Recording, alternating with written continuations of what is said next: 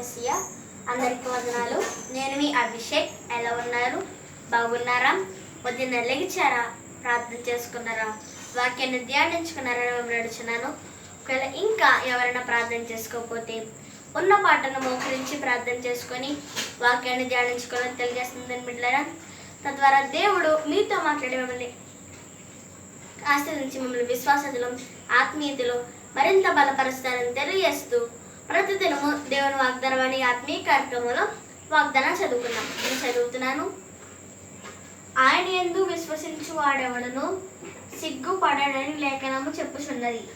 రోమీయులకు రాసిన పత్రిక 10వ అధ్యాయము 11వ వచనం.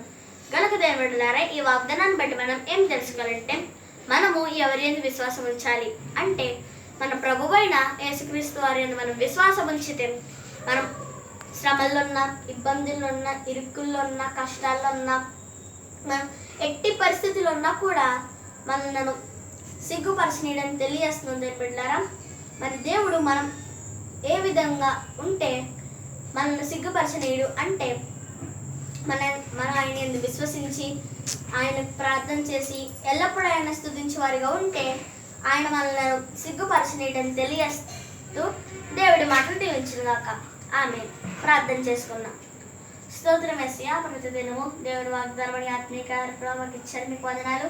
మీరు మాకు ఇస్తున్న వాగ్దానం, ఆయన యందు విశ్వసించి వాడేవాడును సిగ్గుపడడని లేఖనం చెప్పుచున్నది. ఈ వాగ్దానాన్ని మా అందరి జీవితంలో నెరవేర్చండి. ఎవరైనా రోగులంటే వారందరినీ స్వస్థపరచండి.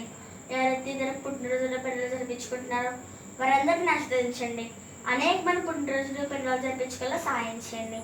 ఇస్రాయేల్ దేశం కోసం ప్రదర్శిస్తున్న వారందరినీ మరి కాచి కాపాడండి.